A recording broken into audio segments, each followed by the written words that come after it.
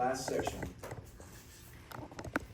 So let's forget about mass casualty, mass disaster, those types of events. This is regular old emergency triage. Usually we're gonna have some type of three-tiered approach to this. Sometimes there's a four-tiered approach. But with those three categories, emergent, urgent, and non-urgent. Emergent type of issues, something that needs immediate following up, intervention, further testing, something that could potentially be life-threatening. Anybody got any good examples of that? Something life-threatening. Something life-threatening. A heart attack. VTAC. VTAC, okay, so hopefully they're not coming in VTAC, but yeah, that's pretty good. I hear a heart attack, what's that? Anaphylaxis, that's good. Hemorrhaging, respiratory distress, visible stroke-like symptoms, those kinds of things, all right? Second tier, urgent. Not necessarily life-threatening or immediate, but they are gonna need some follow-up care. Any examples? Abdominal pain. Abdominal pain, good. What else? Broken bones, so some types of fractures. Fractures could be potentially in that other category though, depending on how much bleeding or excess bleeding we have. Alright, but fractures could also be displaced, it could be multiple type of fractures, really just kind of depends on the severity. You might have to do a little bit further investigation to either deem this urgent or emergent. Also be just like a simple respiratory infection, especially on older adults. When you think about like pneumonia or something in us, or the flu, that could be upper respiratory infection. That usually is not gonna take us out. But if you think about an older geriatric population, a simple respiratory infection could turn into pneumonia very quickly. It can become septic. So they're gonna need some more advanced type care. Non-urgent. They could wait all day if they need to, or have to. We're really usually not afraid that they're going to die at this moment. Or if we delay treatment, they potentially could die. So anything that's nothing serious, non-life-threatening, no fear of deterioration, or going into one of these other categories. Because these patients could fluctuate in between these categories, okay? What could that be? A broken toe. Okay, broken toe. Never seen anybody die from a broken toe. Maybe, who knows? So simple type of fractures. I heard cut, didn't I? Like a cut that you can wrap up and it's not really actively bleeding. Right, good. Some type of superficial cut. Maybe need some sutures. Are they gonna die from that? Probably not. What about some type of rash? People come to the emergency room for rashes, right? What about a UTI? Non-urgent. Non-urgent? I mean, it depends. Yeah. It was an older person. What if it's an elderly lady? And she has some altered mental status, some confusion. She can turn septic real fast, right? So, kinda depends what our situation's gonna be. Sometimes people use the ER as their primary care clinic or their urgent care clinic. We're not turning people away. That's not what kind of business we're in. We're taking them all in. But that could delay or kind of clog up the ER as well. And so they could be sitting there for a while. Or they can come in for more severe life-threatening stuff. So it just kind of fluctuates, kind of depends. This is also table 10.2 in your med-surg book. Table 10.2, page 203. Would mental crisis, would that be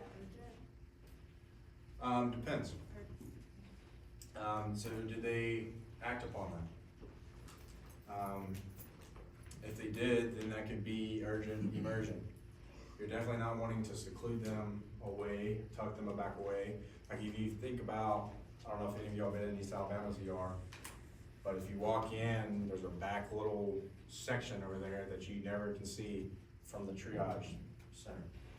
And so, are they gonna act upon it? Are they serious about these threats? Do they just need some help? A lot of people come to the ER to get mental health support, and be asked to get admitted to the psych unit for a couple days just to get things fixed and situated.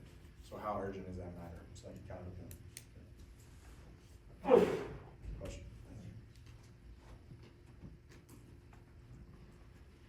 Depending on the hospital and the facility, is also going to be dependent on how we triage these people as well.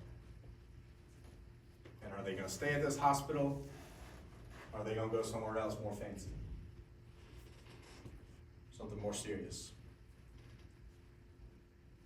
So this is our trauma certification, our trauma levels. Level 1, the most serious, most involved, the one that's able to do the most. That's kind of your premium best level, if you want to think about it that way. Work your way down to level 4, which is going to be the kind of the lowest ranking, lowest development. Your level 1's usually in some big teaching type of hospital. They're doing frequent studies, frequent evidence-based practice, design type studies. They can provide every type of trauma care, continuity of care that's could be or potentially could be needed. They're available for it. Adults, pediatrics as well. So if they need orthopedics, they need trauma, they need neuro, cardiovascular, anything that's available that they're there for, they can take care of it.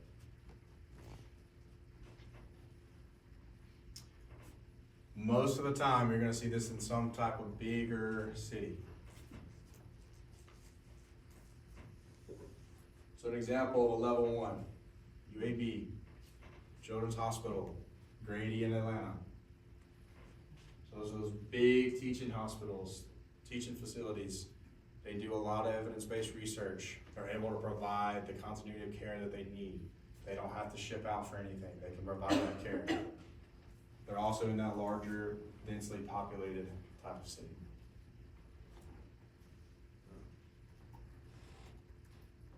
Level 2. Usually some type of community hospital, bigger type of population. They can provide pretty much all the care that they need. They may not have some of that real specialized type of intervention. So for instance, they need like a hand trauma surgeon. You may not have that. But for the most part, they can provide the continuity of care that the patient needs. They could be a little bit limited on their resources, and so that's why they're going to transfer out. Maybe they don't have that specialty doctor, or they're not experts in a particular field, and so they need to transfer out to that level 1 trauma center. You're never going to transfer to a lower grade. You're always going to transfer up.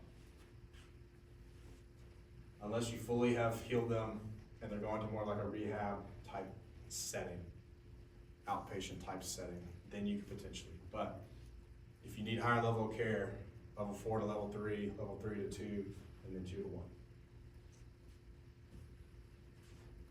Anybody know an example of level 2? Midtown, good. Baptist South, it's another good one. Dothan, Southeast Health, they're really good in neuro. I worked there for a little while. It was a pretty good size ICU. 32 beds, I think. Pretty good facility. Level 3, again, more of that community, smaller fill type hospital. Mostly we're going to stabilize the major trauma type stuff, and then we're going to transfer out. So either to a level 2 or level 1, depending on the needs of that patient. I can take care of most everything, but that critical stuff is where I'm not going to be able to take care of it at that point.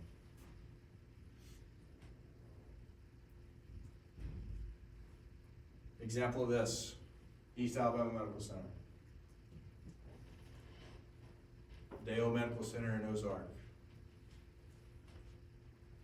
And then DCH in Tuscaloosa as well.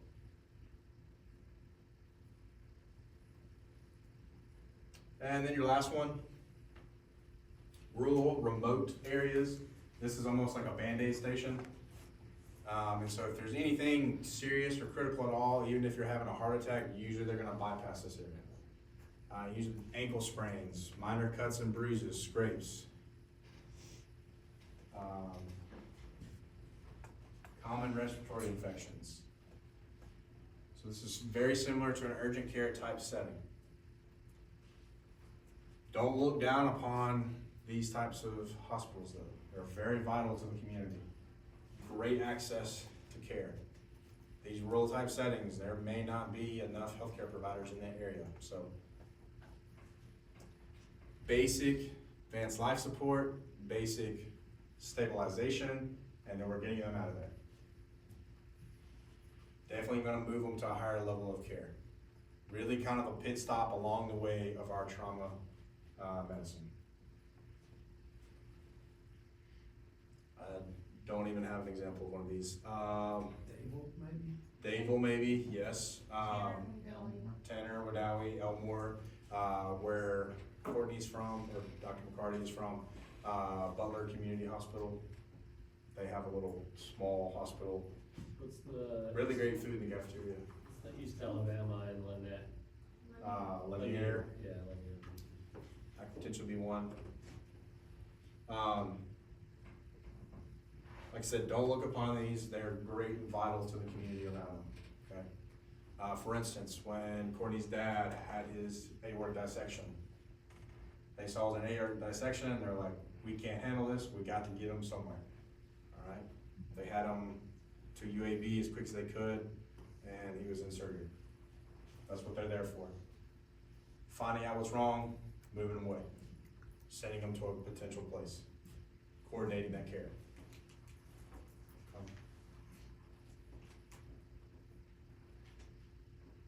All right. Questions about anything? Very straight, simple, to the point. That's merely a basic review of what we talked about in the summer. A few added extra things in that involved. Sorry guys, the video didn't work. That was gonna take a lot more time for us, but it is what it is.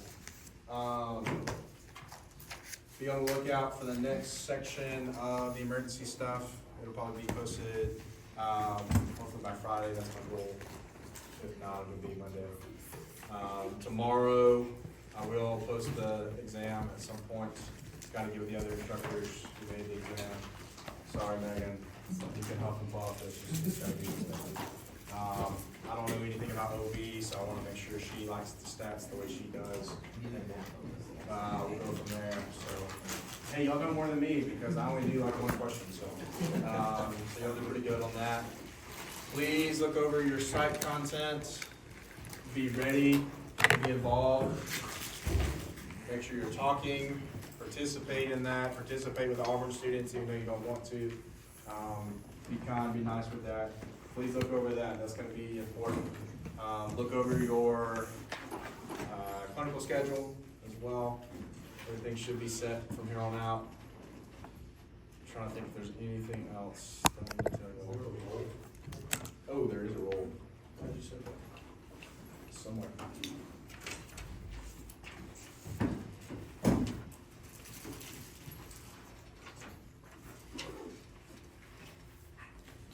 Continue to work on your EAQ questions. There is some what ifs, so if you need to make a certain thing on your HESI, make a certain thing on your exam 5, you can plug that into a Canvas and just kind of have a ballpark estimate. That's not going to be exact, so don't count on that, but it's going to be a rough estimate of what you need to make, okay?